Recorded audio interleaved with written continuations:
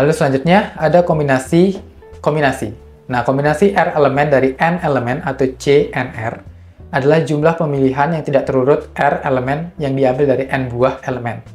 Nah, kalau tadi sebelumnya di permutasi, itu urutan itu dibedakan, jadi hapus itu berbeda dengan ahpus.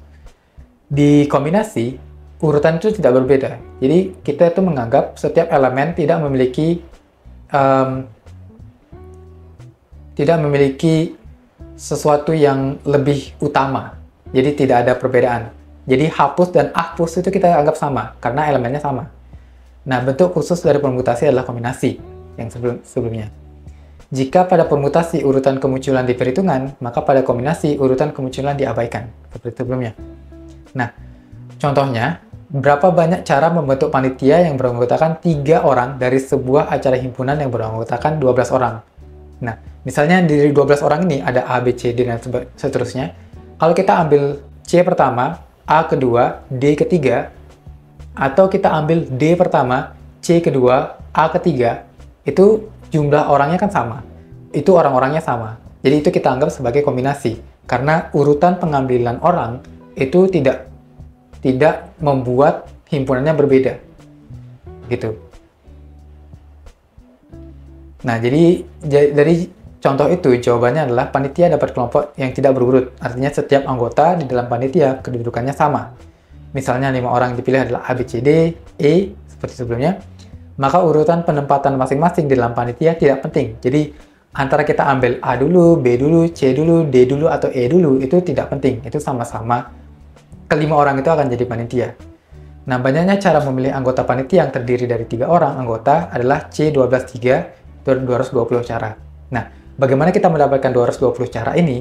Di sini ada rumus permutasi dan rekombinasi. Untuk permutasi itu NPR atau P dalam kurung N kali N, R.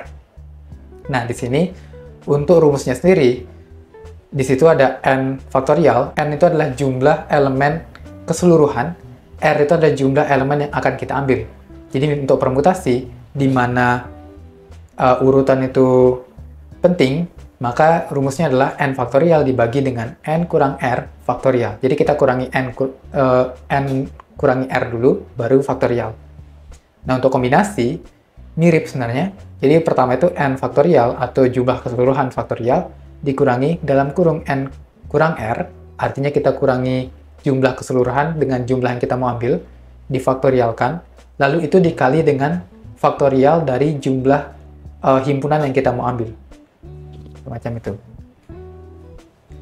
Lalu di sini ada contoh. Jadi ada contoh, misalnya kita akan menghitung banyaknya bilangan ganjil antara 1000 dan 9999 yang semua angkanya berbeda. Bilangan antara 1000 dan 9999 merupakan susunan terurut dari 4 angka. Dari prinsip perkalian didapatkan segitu. Nah, untuk yang ini, yang pertama kita harus lakukan adalah kita melihat bahwa di sini ada bilangan ganjil. Jadi, untuk membuat itu bilangan itu adalah bilangan ganjil, maka di paling belakang di satuannya itu hanya boleh 1, 3, 5, 7, dan 9. Jadi pilihannya untuk satuan itu hanya ada 5. 1, 3, 5, 7, dan 9. Oke, karena kita sudah ngambil yang situ, salah satu dari 5, maka di satuan itu ada 5 pilihan. Lalu kita masuk ke ribuan. Nah, di ribuan, karena kita mau antara 1000 dan 9999, maka kita tidak bisa mengambil angka 0 di ribuan. Karena kalau misalnya itu 0, maka jadi hanya ratusan. Nah, di sini berarti pilihan kita adalah 1, 2, 3, 4, 5, 6, 7, 8, dan 9.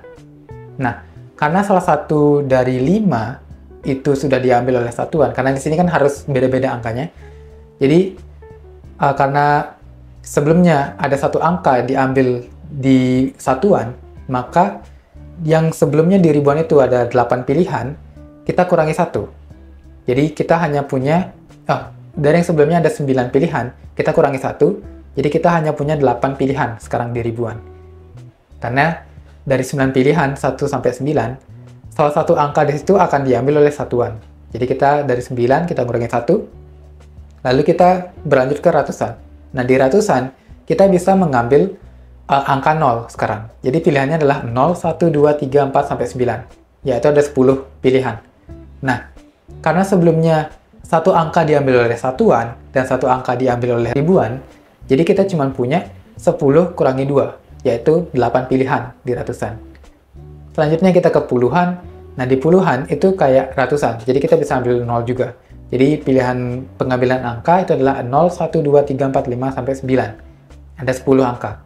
Nah, kita lihat lagi. Di satuan, satu angka udah diambil. Jadi kita kurangi 1. Di ribuan, satu angka udah diambil, kita kurangi 1 lagi. Dan di ratusan, satu angka udah diambil. Jadi kita kurangi 1 lagi. Jadi total angka yang bisa kita pilih di puluhan, di bagian puluhan, itu hanya ada 7. Nah, dari situ kita bisa kalikan. Jadi untuk keseluruhan angka bilangan ganjil antara 1000 sampai 9999 yang terurut 4 angka dan angkanya beda-beda, bilangannya beda-beda, itu adalah 8 untuk ribuan, 8 pilihan untuk ribuan, 8 pilihan untuk ratusan, 7 pilihan untuk puluhan, dan 5 untuk satuan. Kita kalikan semuanya, maka kita akan mendapatkan 2240. Jadi terdapat 2240 kemungkinan angka yang kita bisa buat antara 1000 sampai 9999 yang bilangannya ganjil dan yang angkanya berbeda. Begitu.